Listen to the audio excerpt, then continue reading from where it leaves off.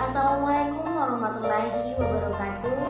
Perkenalkan, nama saya Ulfianisi dari kelas B jurusan Kimia Fakultas Sains dan Teknologi UIN Alauddin Makassar. Pada video kali ini saya akan menjelaskan mengenai diksi. Seperti yang kita ketahui bahwa diksi sangat erat kaitannya dengan bahasa. Diksi disebut juga dengan pemilihan kata. Maksudnya, kita memilih kata yang tepat dan selaras untuk menyatakan atau mengungkapkan gagasan sehingga memperoleh efek tertentu. Pilihan kata merupakan salah satu unsur yang sangat penting baik dalam dunia karang mengarang, dunia kepenulisan maupun dalam tutur setiap hari. Diksi memiliki banyak pengertian atau memiliki banyak arti. Diksi dalam arti pertama merujuk pada pemilihan kata dan gaya ekspresi oleh penulis atau pembicara. Arti kedua, arti diksi yang lebih umum, digambarkan dengan kata seni berbicara jelas, sehingga setiap kata dapat didengar atau dipahami hingga kompleksitas dan ekstremitas terjauhnya. Arti kedua ini membicarakan pengucapannya dan intonasi daripada pemilihan kata dan gaya. Dalam Kamus Besar Bahasa Indonesia, diksi diartikan sebagai pilihan kata yang tepat atau selaras dalam penggunaannya untuk mengungkapkan gagasan sehingga diperoleh efek tertentu seperti yang diharapkan. Selanjutnya, pengertian diksi menurut para ahli. Menurut Endre 1988, diksi atau pilihan kata adalah penggunaan kata-kata secara tepat untuk mewakili pikiran dan perasaan yang ingin dinyatakan dalam pola suatu kalimat.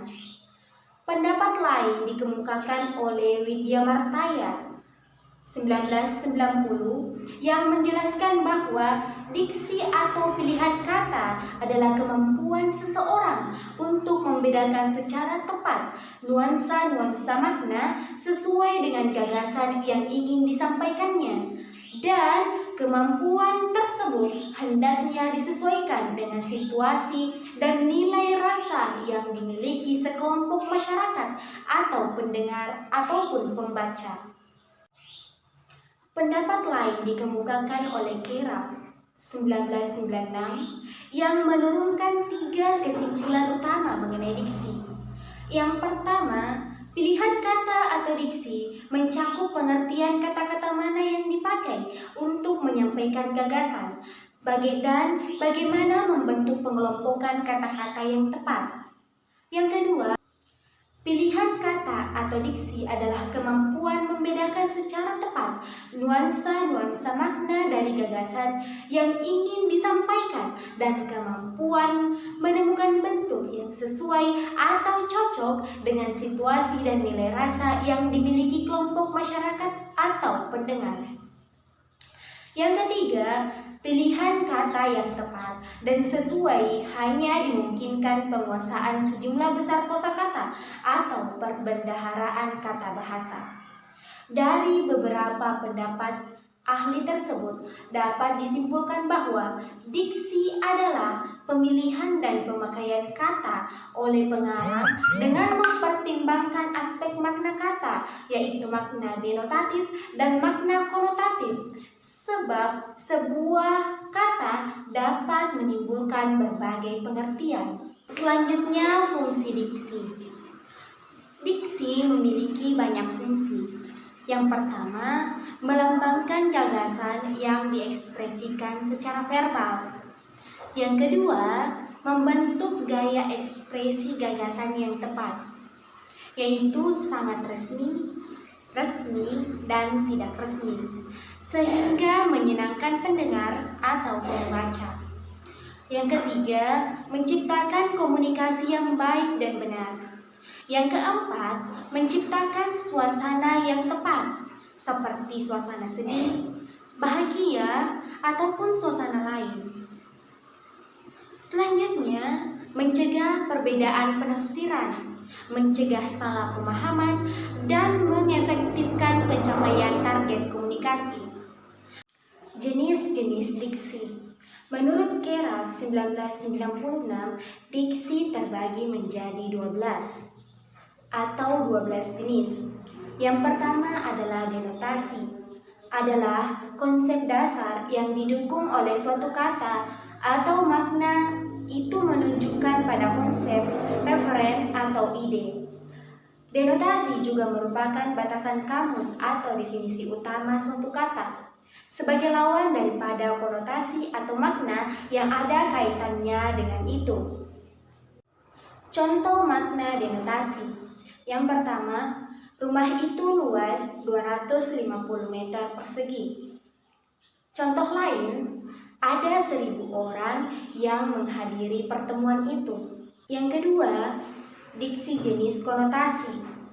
Konotasi adalah suatu jenis makna kata yang mengandung arti tambahan, imajinasi, atau nilai rasa tertentu. Konotasi merupakan kesan-kesan atau asosiasi-asosiasi dan biasanya bersifat emosional yang ditimbulkan oleh sebuah kata di samping batasan kamus atau definisi utamanya. Konotasi mengacu pada makna kias atau makna bukan seharusnya. Contoh makna konotasi. Pertama, rumah itu luas sekali. Contoh lain, banyak sekali orang yang menghadiri pertemuan itu. Selanjutnya, jenis diksi kata abstrak. Kata abstrak adalah kata yang mempunyai referen berupa konsep. Kata abstrak sukar digambarkan karena referensinya tidak dapat diserap dengan panca indera manusia. Kata-kata abstrak merujuk kepada kualitas, seperti panas, dingin, baik, dan buruk. Selain itu, kata abstrak juga merujuk pada pertalian, misalnya kuantitas, jumlah, tingkatan, dan juga merujuk pada pemikiran seperti kecurigaan, penetapan, dan kepercayaan. Jenis diksi selanjutnya adalah kata konkret. Kata konkret adalah kata yang menunjuk pada sesuatu yang dapat dilihat atau diindra secara langsung oleh satu atau lebih dari panca indera. Kata-kata konkret menunjuk kepada barang yang aktual dan spesifik dalam pengalaman. Kata konkret digunakan untuk menyajikan gambaran yang hidup dalam pikiran pembaca melebihi kata-kata lain. Contoh kata-kata konkret yaitu meja, kursi, rumah, mobil, pensil, dan masih banyak lagi. Jenis diksi selanjutnya adalah jenis diksi kata umum dan kata khusus. Kata umum adalah kata yang mempunyai cakupan ruang lingkup yang luas. Kata-kata umum menunjuk kepada banyak hal, kepada himpunan, dan kepada keseluruhan. Contoh kata umum adalah binatang, tumbuh-tumbuhan, penjahat, kendaraan, benda, pepohonan, dan lain-lain. Sedangkan kata khusus adalah kata-kata yang mengacu kepada pengarahan-pengarahan yang khusus dan konkret. Kata khusus memperlihatkan kepada objek yang khusus. Contoh kata khusus seperti motor. Kata khususnya berada pada merek motor seperti Yamaha, Honda. Jenis diksi selanjutnya atau pilihan kata selanjutnya adalah kata populer. Kata populer adalah kata-kata yang umum dipakai oleh semua lapisan masyarakat, baik oleh kaum terpelajar atau oleh orang kebanyakan. Contoh kata populer seperti rasa kecewa, mundur, gelandangan, pengemis, dan lain-lain. Jenis diksi selanjutnya adalah jargon. Jargon adalah kata-kata teknis atau rahasia dalam suatu bidang ilmu tertentu. Misalnya dalam bidang seni, perdagangan, kumpulan rahasia, atau kelompok-kelompok khusus lainnya. Contoh jargon adalah sikon. Kata sikon adalah singkatan dari kata situasi dan kondisi. Jenis diksi selanjutnya adalah kata asing. Kata asing ialah unsur-unsur yang berasal dari bahasa asing yang masih dipertahankan bentuk aslinya karena belum menyatu dengan bahasa aslinya. Contoh kata asing yaitu komputer, cyber, internet, dan kata go publik. Jenis diksi selanjutnya adalah kata serapan. Kata serapan adalah kata dari bahasa asing yang telah disesuaikan wujud atau strukturnya dengan bahasa Indonesia. Contoh kata serapan adalah ekosistem, kata motivasi, kata musik, dan energi.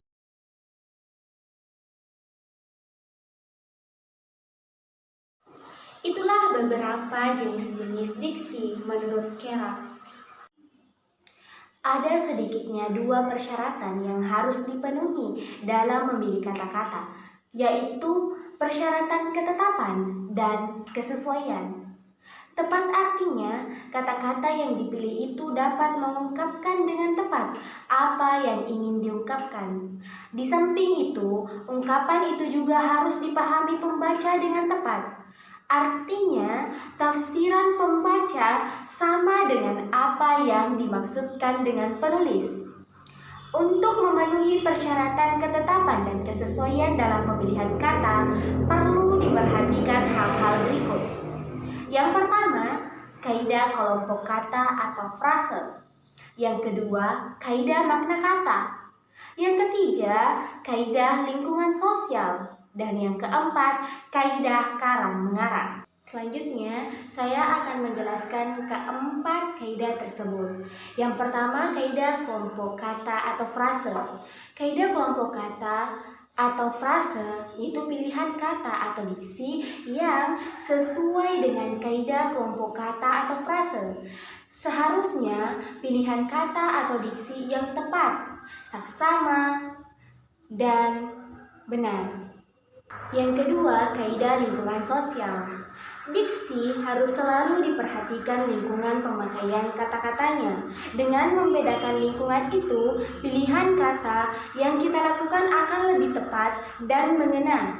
Lingkungan itu dapat kita lihat berdasarkan yang pertama, tingkat sosial yang mengakibatkan terjadinya sosiolek. Yang kedua, daerah geografi atau yang mengakibatkan dialek. Yang ketiga, formal atau non-formal yang mengakibatkan bahasa baku atau tidak baku.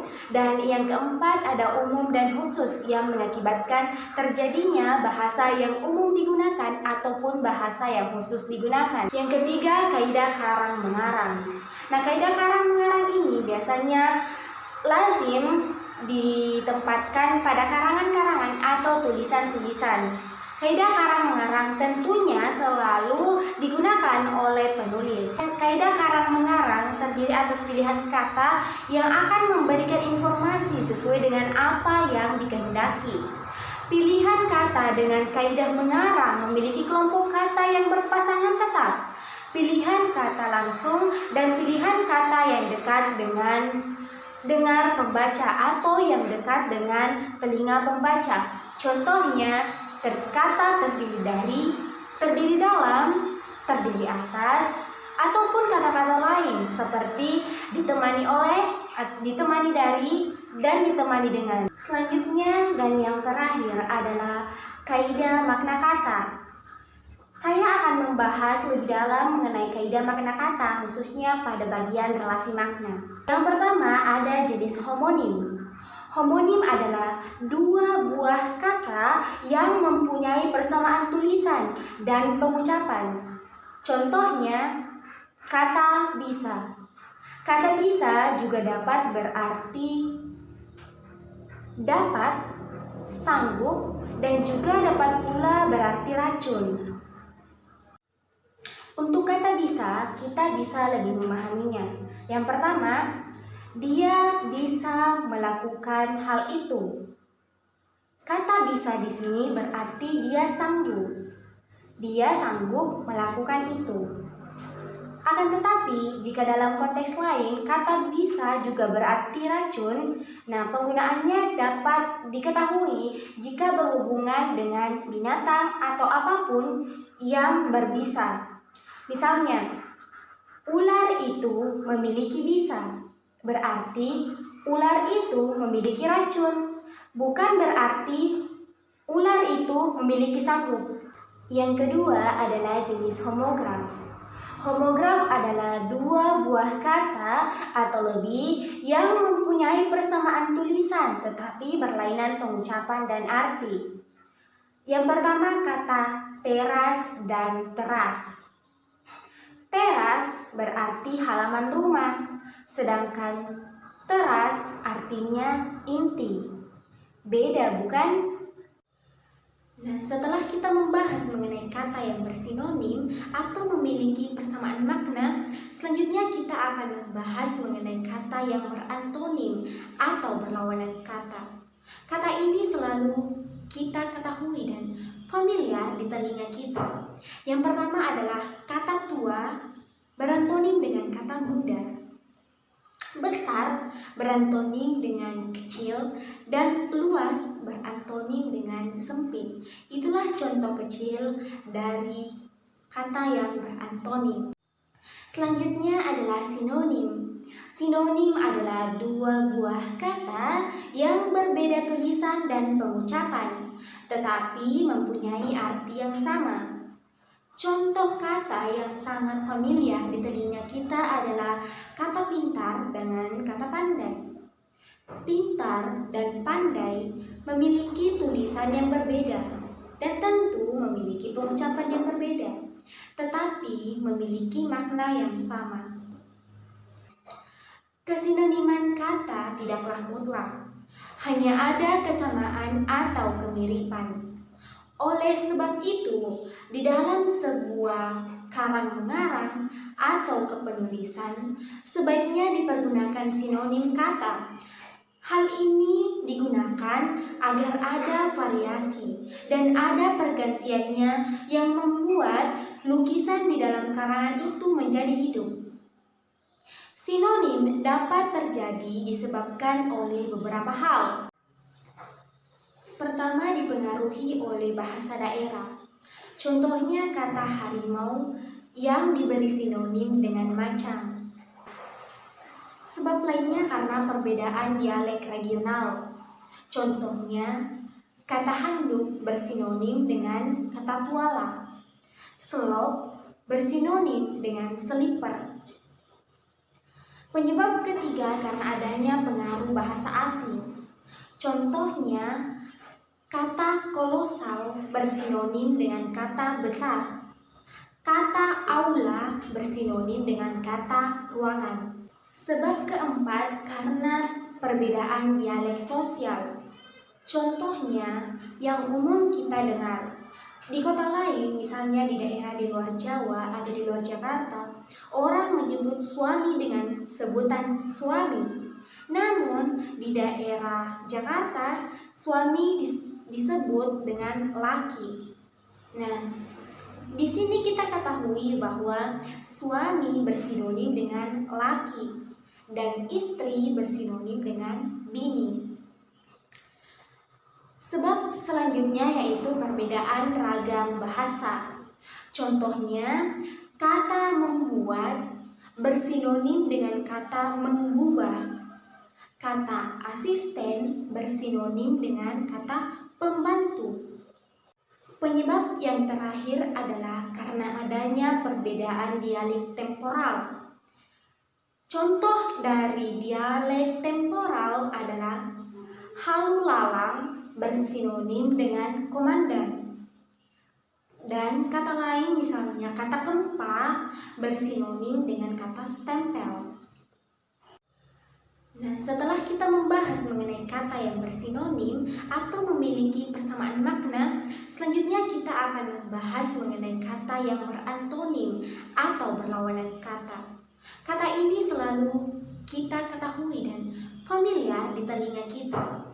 Yang pertama adalah kata tua berantonim dengan kata muda. Besar berantonim dengan kecil dan luas berantonim dengan sempit. Itulah contoh kecil dari kata yang berantonim. Selanjutnya adalah kata umum dan kata khusus. Kata umum dan kata khusus telah dijelaskan pada bagian jenis-jenis diksi, namun akan diperluas pada penjelasan ini. Kata umum ialah kata-kata yang memiliki makna dan cakupan pemakaian yang lebih luas. Sebaliknya, kata khusus adalah kata-kata yang ruang lingkup dan cakupan maknanya lebih sempit. Kata umum dikenal juga dengan kata hipernim, sedangkan kata khusus dikenal juga dengan kata hiponim. Meskipun kata-kata khusus memiliki bentuk yang berbeda, maknanya tetaplah sama dengan makna kata umum. Penggunaan kata umum dan kata khusus. Nah, mari kita perhatikan kalimat-kalimat berikut. Kalimat pertama, ayah melihat adiknya yang sedang dirawat di rumah sakit. Kalimat kedua, ayah menengok adiknya yang sedang dirawat di rumah sakit. Kalimat ketiga, ayah melirik adiknya yang sedang sakit di rumah sakit. Kalimat di atas memiliki makna umum, yaitu melihat, dan kata khusus seperti menengok dan melirik. Pada kalimat pertama, kata umum masih bisa digunakan sesuai dengan konteks kalimat di atas. Sedangkan pada kalimat ketiga, kata khusus melirik tidaklah sesuai dengan konteks kalimat tersebut. Kata khusus yang sesuai adalah menengok pada kalimat kedua. Nah, mari kita identifikasi. Kata umum yaitu melihat. Kata khusus yaitu menengok, menyaksikan, melirik, memandang, memelototi, mengamati, dan memperhatikan. Kata umum yang kedua yaitu mendatangi.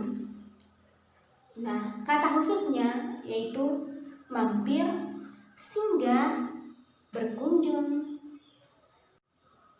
Itulah tadi sedikit penjelasan mengenai diksi yang sempat saya sampaikan di video ini.